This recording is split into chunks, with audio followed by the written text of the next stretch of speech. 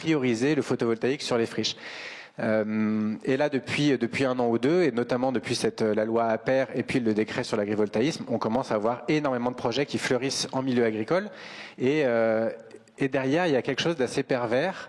Au-delà du fait, on rentrera dans le détail derrière, mais là je vais rester d'abord sur le côté un peu photovoltaïque sur milieu naturel, c'est qu'on voit beaucoup de projets qui tentent absolument maintenant d'avoir l'étiquette agrivoltaïsme, simplement parce qu'ils vont mettre des moutons sous les panneaux, mais avant on était sur des zones qui étaient absolument pas dédiées à l'agriculture, ou alors qui étaient dédiées à du pâturage extensif de moyenne montagne, comme ça a lieu dans beaucoup d'endroits du sud de la France, où on va faire pâturer des chèvres et des moutons sur des zones naturelles, parce qu'il y a de la nourriture, mais c'est pas du tout des zones cultivées, des zones strictement dédiées à l'agriculture uniquement.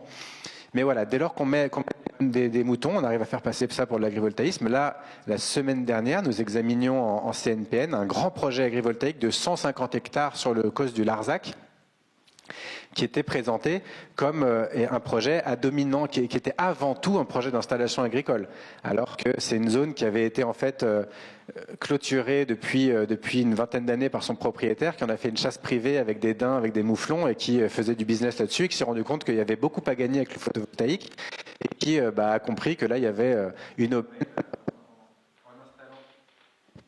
qu'en essayant de proposer une installation d'agriculteurs, d'éleveur, le micro marche mal, eh bien il allait pouvoir vendre super bien son projet auprès un peu de tous les acteurs, aussi bien l'État que certaines instances.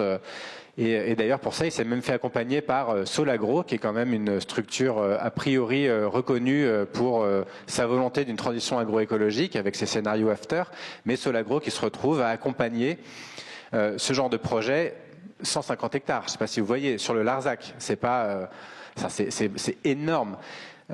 Et de justifier ça avec de l'agrivoltaïsme. Et en fait, on en a beaucoup, comme ça, des projets qui fleurissent partout. Voilà, des moutons peuvent permettre de le qualifier d'agrivoltaïsme. Et c'est d'ailleurs peut-être aussi le cas à la montagne de Lure.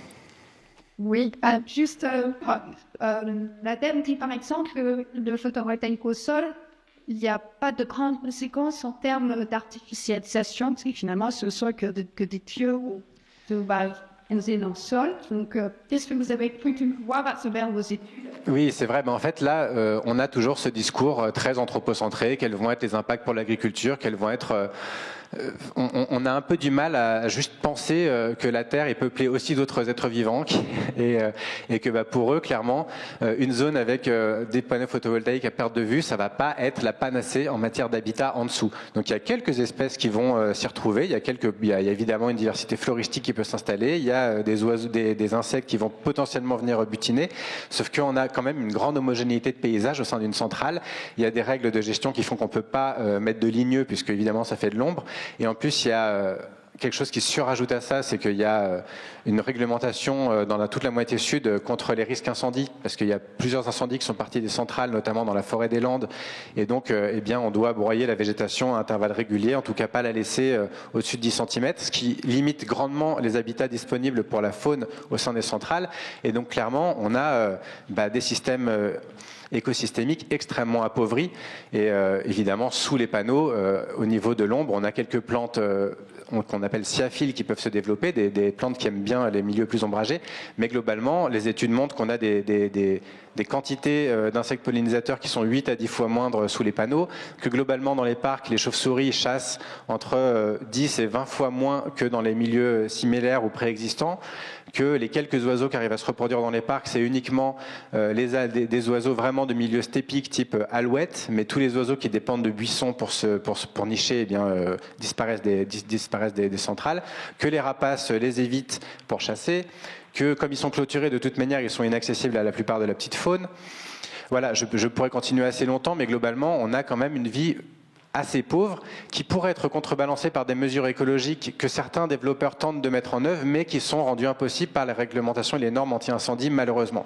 Donc ça complique un peu la chose, et comme en plus les assureurs obligent de clôturer les parcs pour permettre de les assurer, on peut même pas mettre des haies autour, ça marche pas. Donc on a finalement des zones agricoles, assez hostiles quand même aux vivants, qui sont certes pas artificialisées comme si c'était du béton, mais qui sont quand même rendues très pauvres d'un point de vue faune et flore. Et de fait, elles sont quand même artificialisées. Il y a un décret qui explique ce que c'est, dans quel moment une centrale photovoltaïque artificialise ou non. Et il y a un cumul de critères pour qu'elle n'artificialise pas. Il faut que le bas de panneau soit à plus d'1,10 m.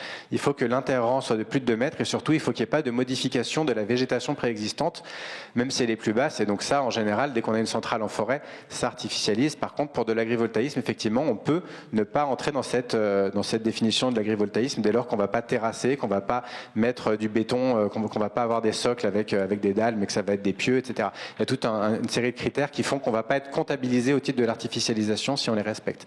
Mais par contre, d'un point de vue du vivant, c'est pas génial globalement. Ah oui, il y a un autre truc, c'est qu'en plus les panneaux photovoltaïques, ils ont un effet piège sur les insectes qu'on appelle polarotactiques, qui sont les insectes qui vont pondre dans l'eau notamment, et qui vont sinon utiliser les surfaces d'eau pour qui vont globalement confondre la surface des panneaux photovoltaïques avec de l'eau.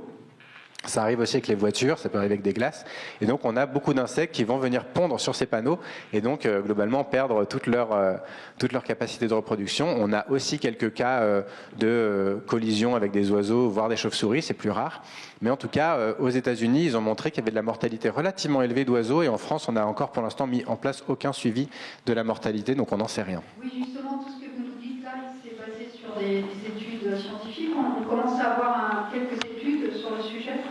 Oui, alors c'est assez récent. Le problème, c'est que la filière elle-même, à travers ses syndicats de producteurs, Enerplan pour le photovoltaïque et le syndicat des énergies renouvelables, avait mandaté des bureaux d'études, iCare et Biotop, pour essayer d'évaluer la biodiversité qu'il y avait sur leur site, mais en utilisant des protocoles assez douteux qui comparaient des choses qui n'étaient pas comparables, et finalement ils ont un petit peu tiré les résultats vers ce qui les intéressait. Donc soit ils en concluaient qu'il y avait des résultats neutres, soit des résultats positifs des centrales photovoltaïques. Donc au début on avait là il y a eu une question de la filière là-dessus il y a 3 ans.